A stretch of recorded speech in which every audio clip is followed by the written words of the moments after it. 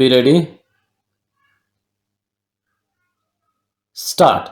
The framers of the Constitution were very much conscious of the need of protecting the monuments and places stroke objects of artistic and historic importance.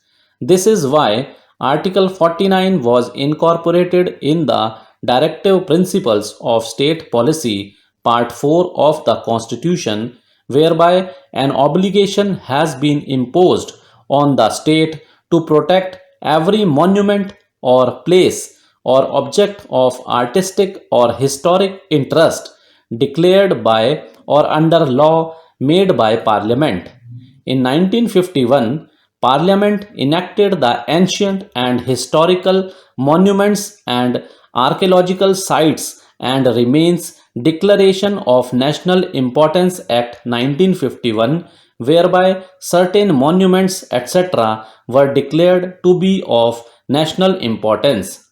After 7 years, Parliament enacted the Ancient Monuments and Archaeological Sites and Remains Act 1958, for short, the 1958 Act, to provide for the preservation of ancient and historical monuments and archaeological sites and remains of national importance for the regulation of archaeological excavations and for the protection of sculptures, carvings, and other like objects. Similar legislations have been enacted by various state legislatures with reference to Entry 12, List 2 of the 7th Schedule of the Constitution.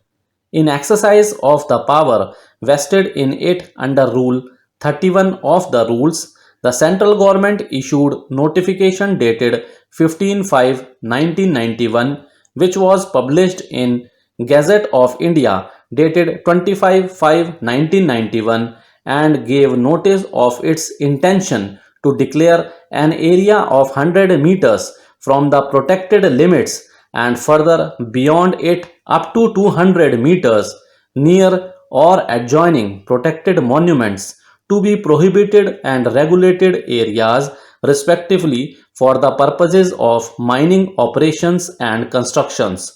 After considering the objections stroke suggestions received from the public, the central government issued notification dated 16/6/1992, which was duly published in the official gazette.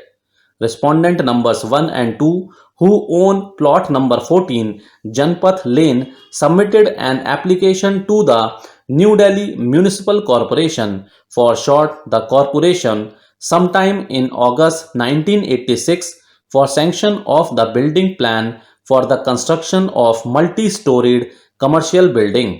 The same was rejected via letter dated 15/9/1986 on the ground that the area was under comprehensive development and the details of redevelopment controls stroke drawings, if any, finalized by the Delhi Development Authority, for short the DDA, were not available with the corporation. After about 7 years, respondent numbers 1 and 2 again submitted application dated 24/6/1993 for sanction of the building plan.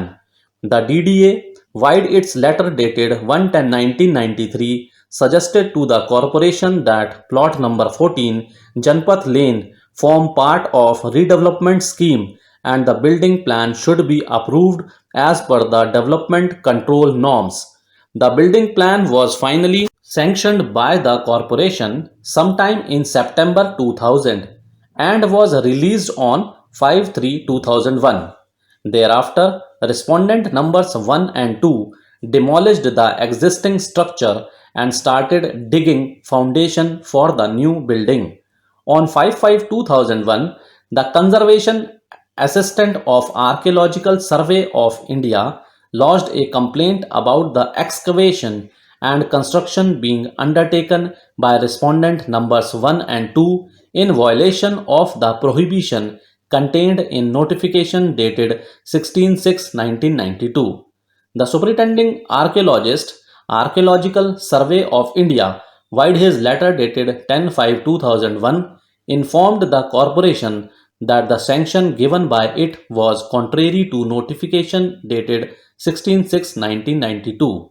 Thereupon, the corporation issued notice dated 23/5/2001 to respondent numbers 1 and 2 and directed them to stop the construction and obtain the requisite permission from the Archaeological Survey of India.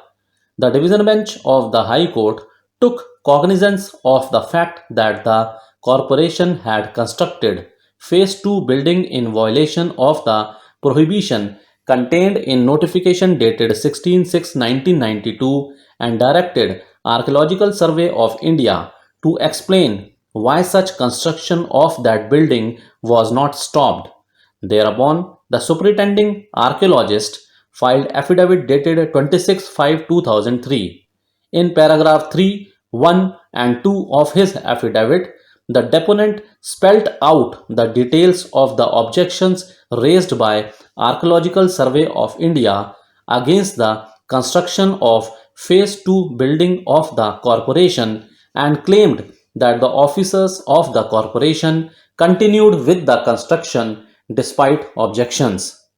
In compliance of order dated 26/4/2002 passed by the division bench of the High Court, the corporation submitted a status report containing the details of the applications made by respondent numbers 1 and 2 and sanction of the building plan. The status report also made a mention of letter dated 25/9/2001 written by the DDA to the corporation that the objections stroke suggestions made by Archaeological Survey of India regarding setbacks and heights were considered while finalizing the redevelopment scheme in 1989, which was approved by the DDA on 24/5/1994 and by the Ministry of Urban Development in October 1994. Thank you.